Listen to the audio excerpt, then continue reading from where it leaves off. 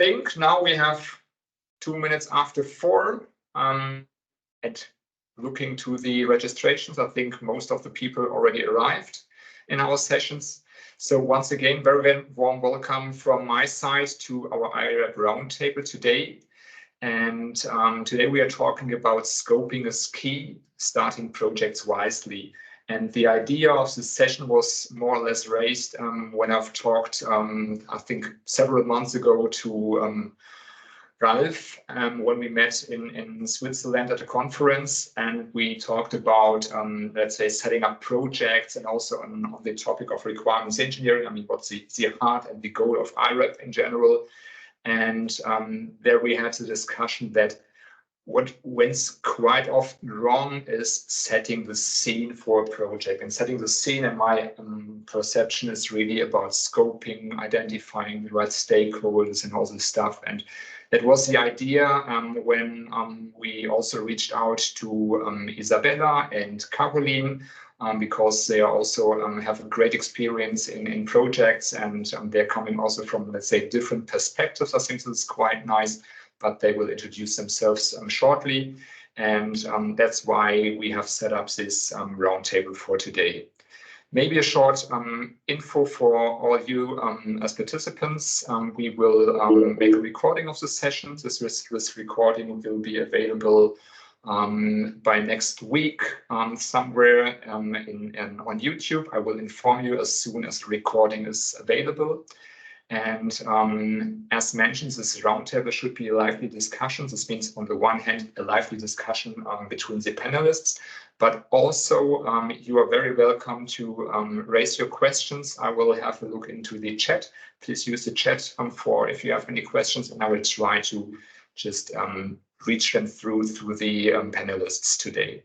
So that's first or from my side. So very welcome to Carolin, Isabella, and Ralph. So maybe you have a short introduction of yourself. Carolin, do you want to start? Yes, I would like to start. Thanks a lot, Stan, and thanks for having me here. I'm really feeling very honored. My name is Carolin. I'm sitting in client of near Cologne, Düsseldorf, so where the party is going on at the moment here in Germany. And I work for 7 Principles. We are offering solutions and consulting and services to our clients like medium and also big clients like Vodafone, 1&1, Mercedes-Benz Bank, just to name a few. My personal experience, just because why I'm here, I'm kind of since more than 15 years in the area of project management. I would like to share my experience today from pure IT projects like building up software or infrastructure projects, but also from organizational transformation, where, for example, organizations transformed from project-wise delivery to an agile product delivery, which was really interesting, building up nearshore, offshore locations. And my current role, just to complete that, is service delivery manager in managed service area at 7P, and every service onboarding, every new client, every new service that we offer to banking, financial, and insurance is a new project. I feel really honored to share this experience here today. Thank you, Carolin. Isabella, do you want to proceed? Yeah, for sure. Thanks. So I'm Isabella. The origin, I'm from Austria, but I'm living in Switzerland since a long time ago.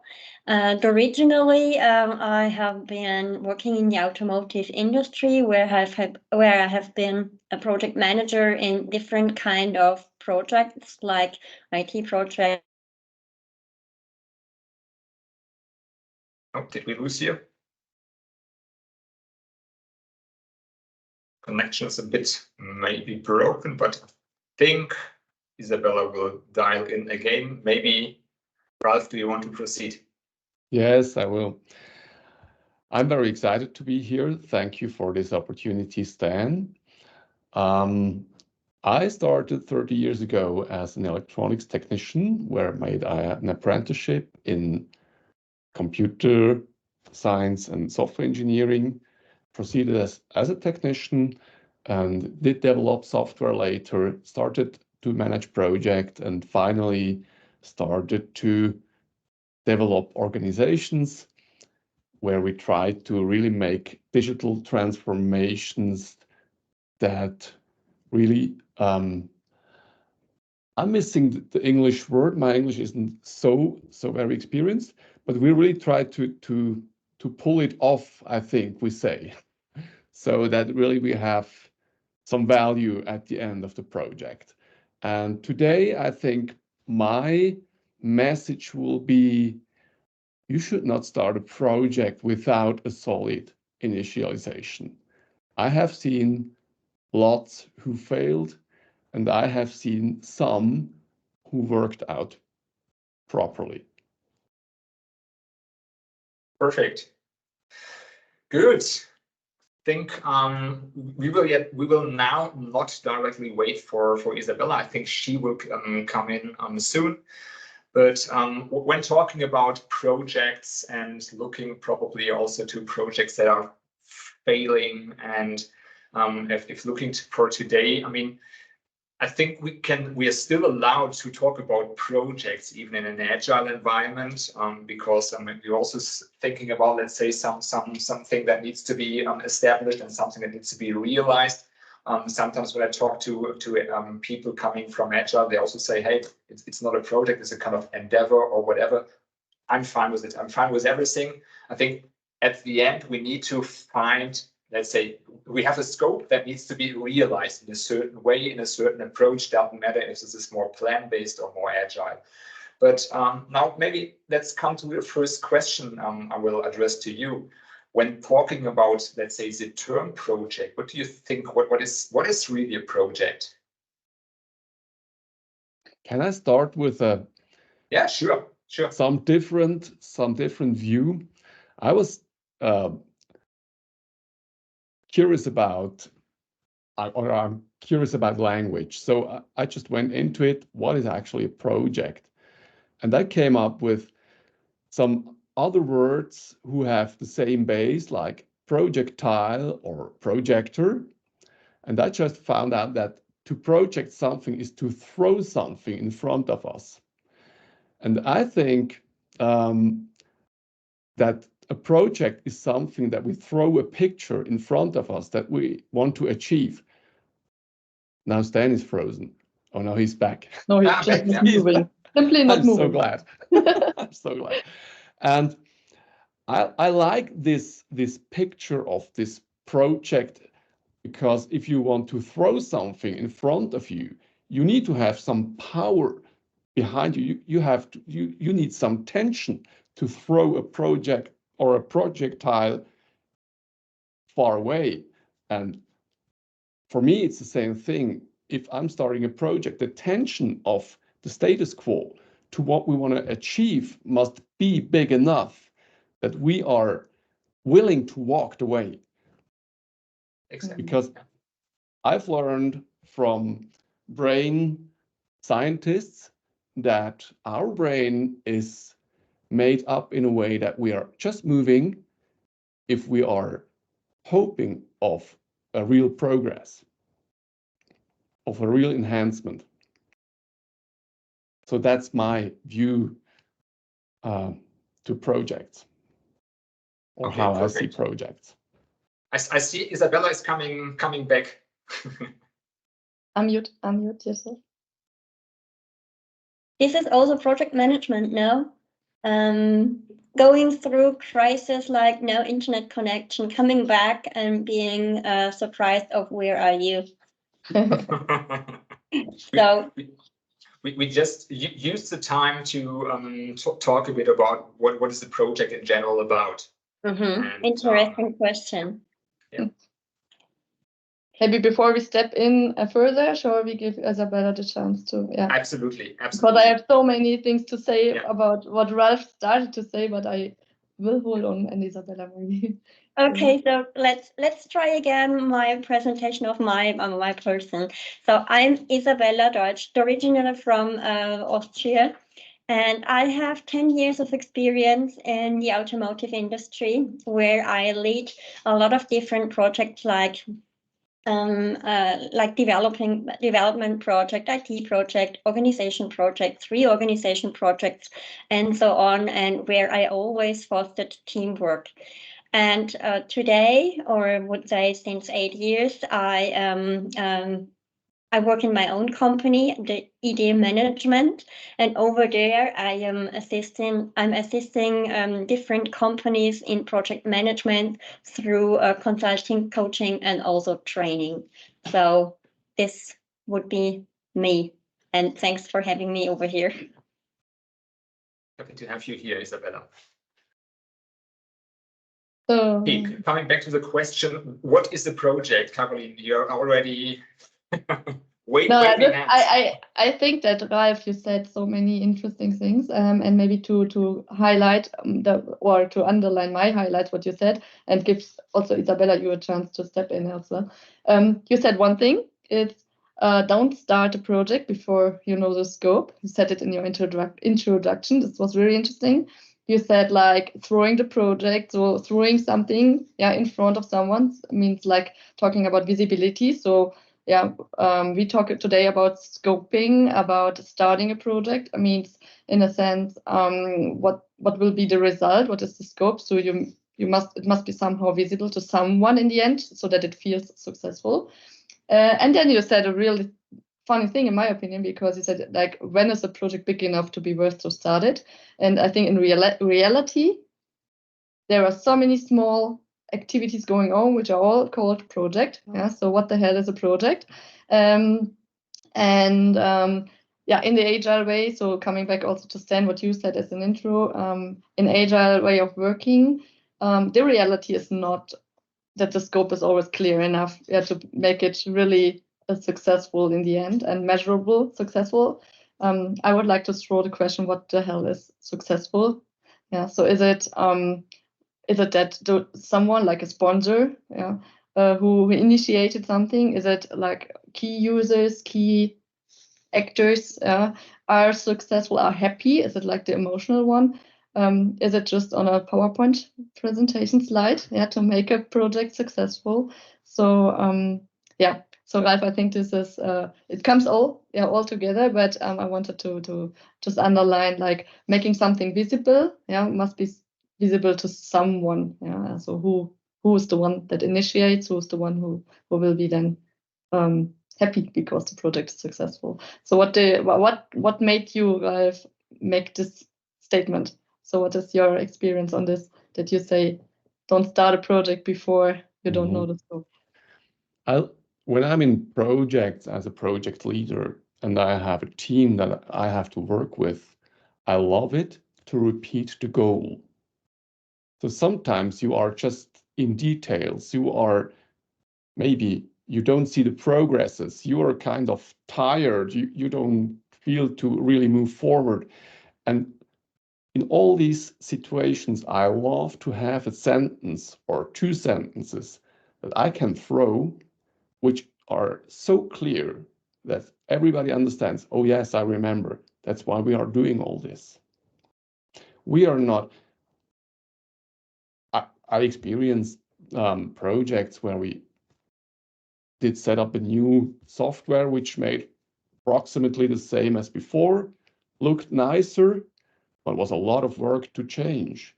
And I had so many, I was just a project leader there. I wasn't there at the beginning of the project to really sharpen a scope. So let me say something to this point. I feel like the scope of the project, which is far away, must be so clear and sharp that you really can see it. It must be big if it's far away, and sharp and clear. If you cannot see that, why would you go there? And so I do understand people in teams which are tired and don't want to walk. And I love it in these situations to have kind of 3 sentences. I always say the goal of a project must contain 3 sentences, not more. If you cannot reduce it to 3 sentences, you are not clear about what you want to achieve.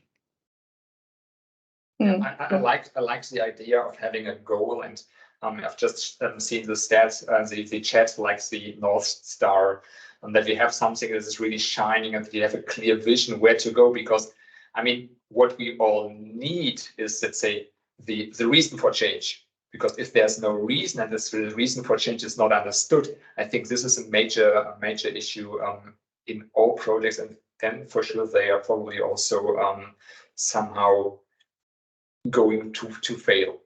Maybe so I think I'm just one curious. sentence. Sorry, I didn't. I just want to say one sentence about it. So I think the reason and the purpose is the key to start and initiate a project. And while running a project, I think, or while running, let's say it like this, while having an initiative running, calling it a project allows you, and this is a chance to allocate, of course, budget and resources to it. So people who are involved, have the kind of, in theory, I know reality is sometimes different, but have at least the chance to really put efforts and resources and time, into a specific topic, like for this project, and it gives a certain focus. So whenever Ralph, I use these 3 sentences. What the hell are we talking about? What the hell is the project that we are now working for, and why do we have this kind of meeting? I use this sometimes. Like starting a meeting with this intro. So we are here because of this project. Just to remember, it's about achieving XYZ, and whoever doesn't know why he's here, because maybe not part of the project or whatever, he's maybe not in the right meaning. So it gives definitely also an kind of focus and excuse to really focus on this obviously, hopefully, important and key activities. Absolutely. Yeah, absolutely. While we are talking about projects, I'm a bit, so for sure, I mean, there's a broad area of projects. So we have software projects, we have transformation projects, organizational projects. I'm a bit curious what the participants are working on, just to have a clear idea of what is, let's say, what is their pain, or what is their way of working. Maybe you just can answer these questions, or this question.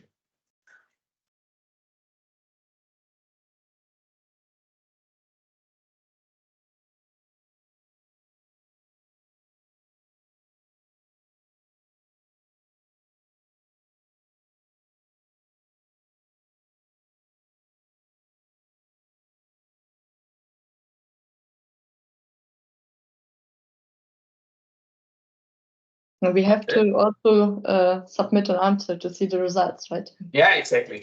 You have to. I mean, but on the other hand, I think you can see the results in the chat as well. Yeah. If you don't submit. Transformation. So you have 32% transformation projects, 32 software development projects, and infrastructure, 7% organizational projects, 14 and other. Because I think it was not possible to ask all the different ways of projects that we might have, and but majority is really going to software development projects and transformation projects. I think transformation and software development, they are a bit, let's say, going hand in hand quite often, because you start with some kind of business transformation, and quite often then you have also some software impact, at least in bigger companies. But it's funny, because I think transformation could be equal to project, because the project always means to change something from a status A to status B, from A to Z, and without changing something, a project is not necessary. And transformation, for me, transformation always means changing something, right? So transformation project is, it's like, also can be funny wording to say, like, so everyone understands something different under the term transformation. True. It could be also cloud transformation, these kind of things. We go to cloud. What does it mean? Normally, or digitalization projects. Yeah, that's true. So when looking to the majority of the answers somewhere around software, because I think also transformation projects often will end in some kind of software projects at the end. When looking to the Standish Council report, and I was really amazed. It was really amazing for me again. I mean, this is quite old, and it's done every year. And even today maybe 2 years ago, 2000. Sorry, yes. I have a question. Yes. I just would wonder, from all the people who are watching us right now, what they feel about the percentage of failed and successful projects. Before you say what the Standish Group found out, I would just wonder what they say. Because I just was reflecting so my projects in the last 7 years, and it's interesting. But I just wonder what they say.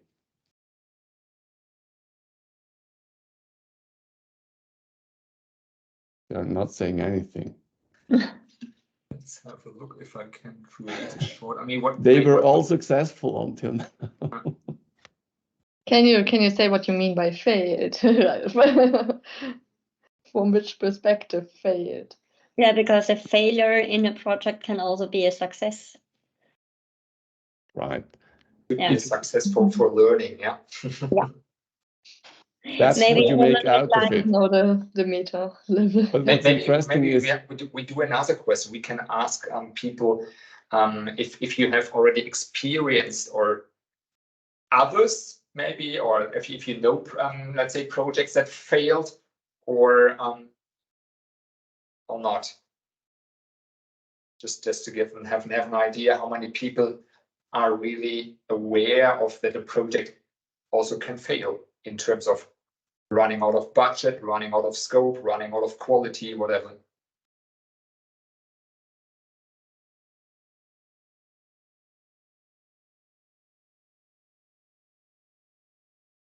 So I think in reality, you're asking this into the chat to people to write it into the chat, right? So we just wait for a second here. Yeah.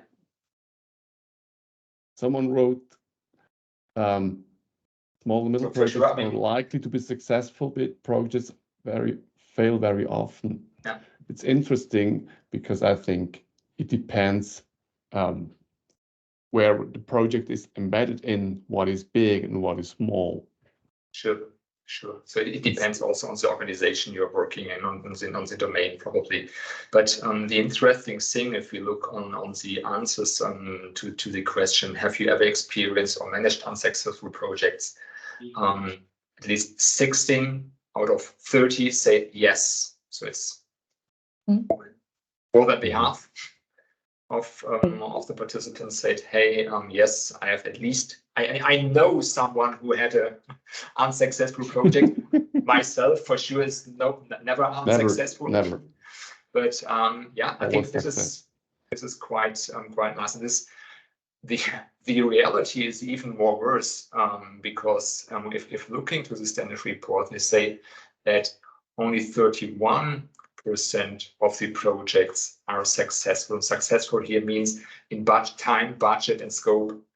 And I mean, 31, let's say, okay, it's only a number. But if we imagine that only 31% of the buildings out there will stay alive and not crash down, or only 31% of the cars out there are able to get started and all those things, I think then it makes this somehow clear what this really means. And the interesting thing is, why do we have this issue in, let's say, in software projects? So what do you think? Is it when you're talking about building or other critical infrastructures in this world? Is it the key factors, like you said, time, budget, and scope? Are they really met in the planned time, budget, and scope? Yeah. So I think always. Fair point. So I think that while running this kind of project, one or the other dimension, time and budget mostly, are the ones that get, like as a condition, most likely entry condition at the beginning, but which was changed or will be changed during the runtime. And it will just be called a success because at some point, either, like also this note in the chat, budget is out, time is over, or we put more time and more budget in it to reach at least the minimum of scope that we wanted to do. And then no matter what we call it, we just call it a success and hand it over to operation. Yeah. And this is, in my opinion, reality. But it is maybe also a question, are we allowed to say that we have failed our project? Because in my experience, a lot of times in different companies, they are not allowed to say this project failed, even when you can see it on the paperwork or in the financing department out of finance. Yeah, that's true. I think this is probably an issue that, let's say, from a management perspective, you are not allowed to fail. So such kind of projects. Yeah. And this is also the reason why, like also this chat message, like small and medium projects are rather more successful because you size down it. You have less time, less budget, less scope, but it's more like handy, and you can actually really can focus on it, and it feels and seems to be more achievable or realistically achievable. And this is also the reason why these kind of projects in reality it at least feels that they are more successful. Because the result is sooner there. Yeah, it's true. And I also had and I think for sure, as mentioned, I think probably not only in the IT sector, if you have this issue with the 30%, there probably also in other domains, you have an issue that you run out of time and budget. And if you look to building projects like the airport in Berlin, this was probably also neither in scope nor in budget. And there's, I think, also other different stories. But I think the interesting thing in software engineering or in software development is mostly that you don't see the, let's say, waste that is created. So if you create, for instance, a house that is a ruin and this will not be, let's say, created until the end, then you see the stones and whatever, all this stuff that needs to be broken down again, for instance. In the software domain, the funny thing is, for sure, you, let's say, lose billions and billions, for instance, and resources, but you don't see the waste. The only thing that is wasted in brackets is time and money. And I think this is also some kind of different feeling that that maybe people are not that aware of that projects are really going to fail or having this kind of disaster. I think, I think there are coming some points together. There is a historic project that failed. If you take the Tower of Babel, that project failed. And why did it fail? Because of communication. So they didn't have the same language and they couldn't understand each other. When we're talking about software projects, we're talking about pictures that people have in their mind of what we're talking about. If you can show a stone is a stone and you can show how it looks, everybody understands what this is. If I am saying, let's buy an ERP system, I think everyone in this crowd now, we have 30 images in our heads, at least. True. Yeah, that's true. And that's actually key. After initialization is communication is key as well. And we have to make sure we understand each other, and we have to know, now we cannot make it sure, we have to know we do understand each other, and we have to manage in any way this misunderstanding. And this is also something, in my perception, what is a key for project managers and also a key for sure in requirements engineering, that we create a kind of shared understanding, that we will, let's say, get in touch with our stakeholders, with our customers, users and clients, and that we, let's say, really care about their, let's say, needs and requirements and all this stuff, that we understand them and that we will come up with a proper solution at the end. When looking to maybe challenges that we face, since several years we are running more and more in a kind of agile manner, and I think the idea of going to agile was that we can react quite fast, that we can fail fast, that we have a fast feedback, blah, blah, blah. And even there, at least what I see, we have this challenge. What do you think? What are, let's say, why do we still have this kind of challenges out there? I have the impression that a lot of companies, project managers hide behind the term agile. Mm-hmm. This is what I experience a lot of times in the industry, because they say, "Oh, we will do our project agile." And for example, as I have a lot of experience in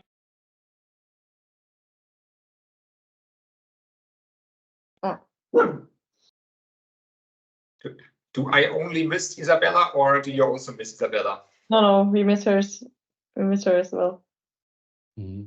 Yeah, but now she's back. Yeah. I'm sorry, I have a lot of issues. No problem, you're back. Yeah, perfect. So what I said is that I have the impression that a lot of people hide behind agile, and they would like to be agile. Because they like the idea. I can be very quick and very fast. But what they forget is that being agile or doing agile project management leads to more planning activities to be more accurate. And I a lot of times I have the impression, I always say, this is fake agile project management, what they do. Yeah, because even if you're running projects in an agile way of working or running initiatives in an agile way of working, you still need to have a clear picture in the end. Yeah, you need to be able to communicate the scope and the goals. You need to have, like also I see in this chat message, you need to have this requirement process also upfront. And a lot of people miss that. They say, like, we work in agile teams. Agile teams are like built up in ideally verticals or very close together with the stakeholder from business, and someone will define the requirements while we are doing the project. And how can you define a scope like clear enough without making up your mind upfront about the actual requirements, about the actual scope? So this is definitely a reason why agile way of working is a risk for stakeholders that want to plan in budget and time, of course. This is why I know a lot of organizations that transform from like project to product, like I said earlier, organizations, where you are not structuring yourself in different projects with a clear time, budget, and scope, but you are defining in your organization products that you have like product teams on it, a product sponsor, product owner, clear stakeholder, hopefully, clear user, clear business processes that the product is serving. And this product can have for a period of time, like saying 1 year or half a year, you can define scope, so content-wise milestones for this product to develop this product further. And still in these iterations, you can have, of course, tracking, seeing what really needs to be done, risk management and everything like this. But you still, of course, have to do requirements, engineering on different levels, like on a higher management level to scope, to plan these milestones, but also, of course, on a detail level to make the teams able and capable to really work on the product development itself. Absolutely. And I've just seen the chat is coming that also in an agile way, requirements are important. They shouldn't be ignored. And I think this is exactly what we are preaching, because it doesn't matter which, let's say, approach you're following, if you're plant-based or agile. You need to be clear about what do you want to reach, and what do you want to reach is somehow defined by requirements. You can call it maybe user stories, you can call it let's say requirements document, I don't care, but at the end you need to be clear, and you have to have a shared understanding about things you want to do. And so maybe coming back to our initial point and our initial question, scoping, because I think this is a nice starting point. So when talking about requirements and when setting up a project, and so what do you think? So we've talked about a lot of, let's say, challenges with let's say stakeholders, that agility is quite often, let's say, misused to just sit behind and say, hey, we are going agile. I don't need to document anything. What's not true? I mean, that's quite clear. So what do you think when talking about solutions, best practices? What do you think? What can we give the participants? What kind of, let's say, scoping, or how do you do this in your projects? So I think, like, maybe just as a starting point, the what and the why. Like also Ralph said at the beginning, the what do we want to achieve? What's the picture in the end that we want to see? The why the hell do we do that? Needs to be clear and needs to be communicatable, so that we really can communicate it. And then it's the question, for whom? So whom do we want to make it? Is it and this is most likely and this is like a best practice, stakeholder analysis, to see who are the people that I need to work with, who are the people that are affected by what I'm doing, who are the people that I want to make happy during the runtime at the end, who needs to be informed about continuous progress. And this is most likely, you can do that at upfront, of course, but it's also something that you need to reflect on every time on a daily, let's say, regular basis during the runtime of the project, because these stakeholders also can change. You can make, of course, new experience and see, we need to involve someone else in another department, another whatever, and then it's the question about what makes a project successful. It's not always that you delivered the scope and budget and time, but it's also about the emotional fact. Whom did we make happy? So when you establish like a system or software that it fits to the scope that we set up at the beginning, or that we defined at the beginning, time and budget, we met it somehow, but no one will use it because it's definitely not that usable for the users that are supposed to use it.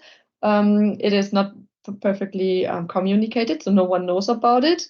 So all these dimensions needs to be considered, and this is, and what I think, and from my experience, the hardest part, because it's really hard to track and really hard to report and really hard to make sure, because it's on a soft level, communication wise. Maybe Isabella, I know you are, if we have this power preparation talks, you mentioned you're quite experienced on the soft skills involving people and so on. So what do you think? What's your recommendation? What is, let's say, quite important in the very beginning? I always say that as a project manager, you have to be aware that a project is a social system. And what is the meaning of a social system? And a social system is, there are people, they have experiences, they have feelings, they have lessons learned. And the content of the project is very important, but that the project team works is also important. And I always say I have a formula, I call it KIT. And KIT is communication, information, and documentation. And in all these three topics, there is the social system behind. So you have to communicate appropriate. You have to be aware with whom I communicate how, so that I can make understand all my participants. So stakeholder management again, and to make them understand what is the scope. And maybe if you are in intercultural projects, this is the most important. And Ralph tried to mention is with the Tower of Babel. So when we don't speak the same language, when we don't have the same experience, when we don't have the same culture, this is really important. And I always say that the social system has a very huge impact, and the most impact at the beginning of the project, so in the initiation phase. Never forget to put alive your social system when you're doing a kickoff. Yes, I know. So data is important, but also the social factors. Yeah, definitely. Absolutely. The first thing I was thinking about when you asked this question, Stan, was the experience I make when I feel a project is not set up properly. Mm-hmm. So when you are not the first in the project, they are really already thought through certain things. And you do feel that something is not just right? Do you have the courage to say it? Do you have the courage to say this is maybe not working the way you set it up? And I think it needs, I don't know how to say this in English, I have to look it up. You need lots of Fingerspitzengefühl, let me see, sensitivity. We say in German Fingerspitzengefühl, so feeling in your fingertips, to know how to say it, whom to say it in an encouraging way. Even your bosses want to be encouraged. So I made actually two experiences. One, when I felt it's not set up properly. This will not work. There was a huge amount of hours I could sell to this company, so I just made it. It didn't work out well. Another customer of me was not a big company, was a smaller project, and I really was kind of brave enough to say, look, if you want to make this project, let's do it right. If you are not willing to go to the process we need to go, let's go drink something, let's have fun together, let's go bowling, let's do something, but let's not start a project because it will fail. It will not work out. Fun thing is, this project was a real success then, because they did understand we need to go through this, and we made it, and it was a great success in the end. So Ralph, what who I was can the bad cop to tell? Who was the bad one to tell?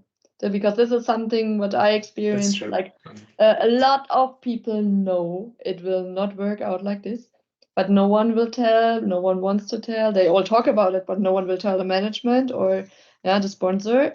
So who was the bad cop? Who was the bad guy to tell? It was you? Yes, it was me. Is this the case a lot of times I did say exactly what I said. Let's go bowling, drink something. Let's do something else. What's making fun? Let's not try a project. That's just not fun.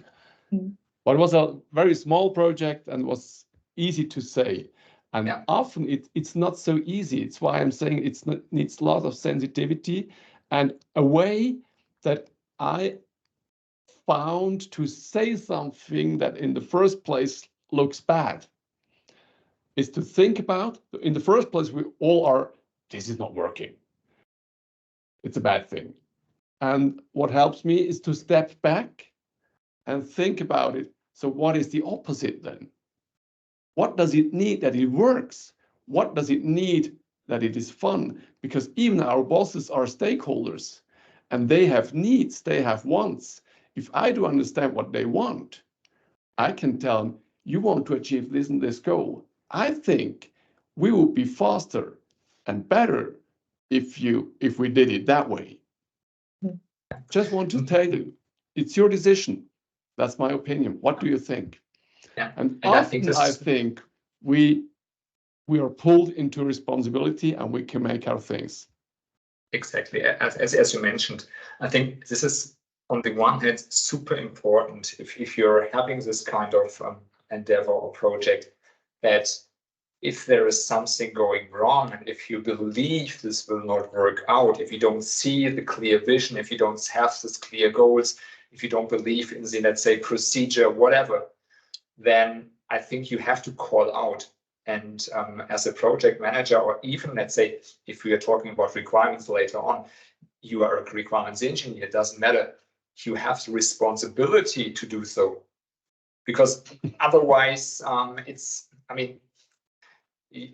are not in the right position. I'm pretty sure that this is quite hard depending on the organization you're in.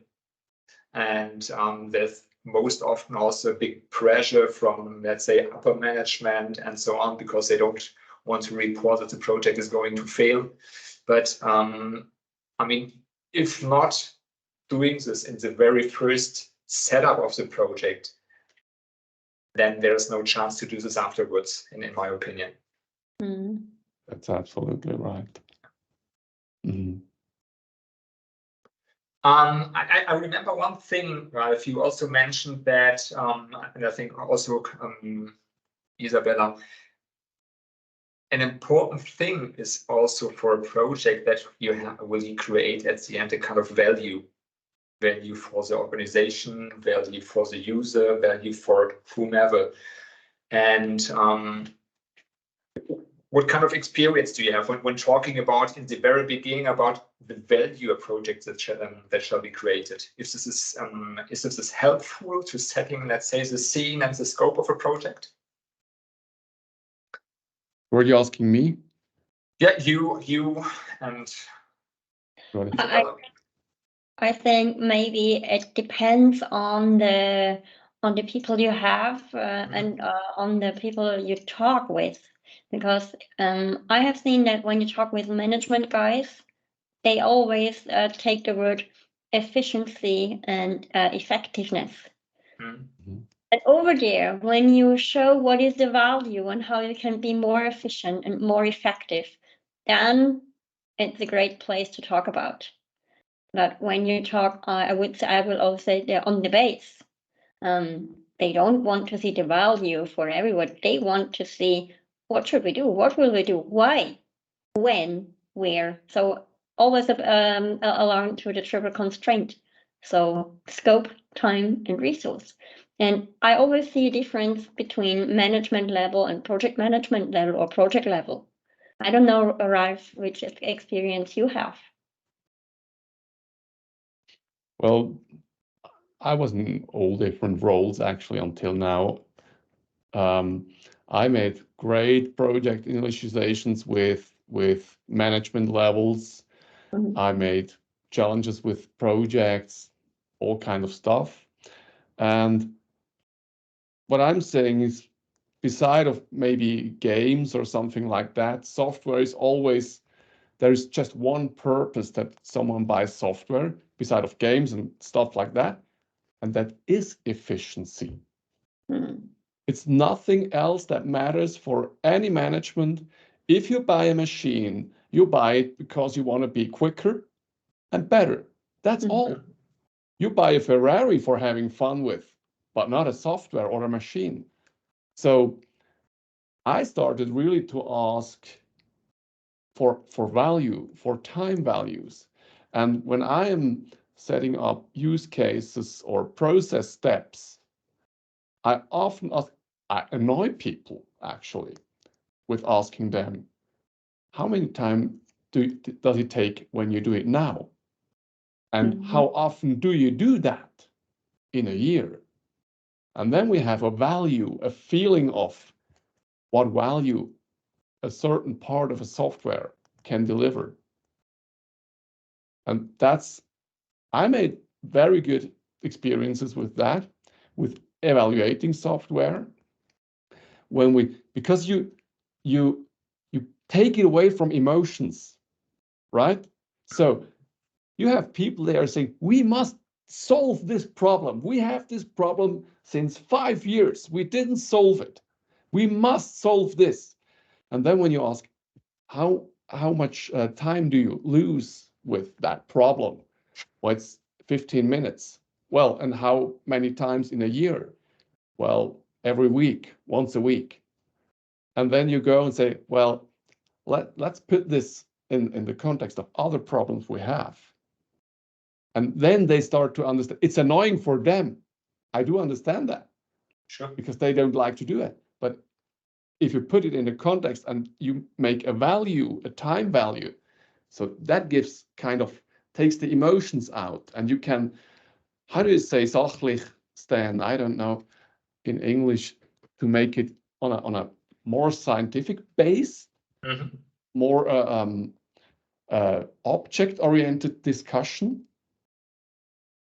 Yeah, That's my experience. Quite objective, and Yeah, right. That's my experience that I made on different levels, and everybody understands these numbers.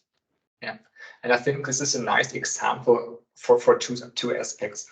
On the one hand, on a kind of prioritization on, let's say, the entire scope you probably have with all the different stakeholders, and on the other hand, of creating shared understanding among different stakeholders.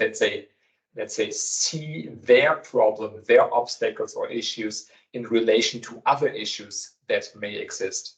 And I think this is quite important, because only when creating this kind of shared understanding, you can also somehow identify the people's behavior and mind, and you can somehow, not raise conflicts later on, but you can directly resolve such kind of conflicts in the very beginning, because otherwise maybe the one who is this, let's say, 15 minutes issue once per week is super upset if this is not implemented. But if he understands the complete story and the whole story that needs to be covered, then he's maybe fine that his issue is maybe not directly solved, maybe in a later version or release or whatever.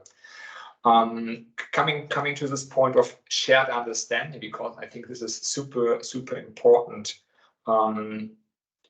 What is your experience? How do you handle this? Maybe Carolin, if you have some shared understanding in terms of how to achieve, or what to achieve. Having some kind of same vision, the same view. One of the best practices I feel is to really write it down, and like black on white, and to read it out loud, and like really maybe simple, but to pull it up, to take it over again on the table, like 1 week later, to again read it out loud. Make sure everyone in the room, and maybe the new people that you identified that you need to have them all included and involved, also understand the same by reading these sentences, these figures. And I think when scoping a project, there are like these values that Ralph is explaining, like really measurable, like really smart results that you can define and really can achieve. You can measure them. They are small enough. You can take them 1 month later, and everyone knows what to do and what was it about. And there were also these like soft things, like emotion, changing culture, changing, taking people on their way while processes has changed. And this is, in my opinion, the harder part, to be honest. Because it's always simple to break it down somehow into figures, by asking questions again and again, writing it down, and so on. But just by achieving these figures, a project is maybe not obviously successful, because you only can in my opinion, yeah, you can always call a project successful when the different various stakeholders like employees, clients, management, of course, as well, and whoever else is really happy and knowing and seeing, yeah, the and feeling the result. And this is the harder part, in my opinion, because putting it into figures, measuring, tracking them, having PowerPoints every week to track if we are on track. This is easy part, but the soft things, culture, people making up their mind, changing way of working, this is the harder part.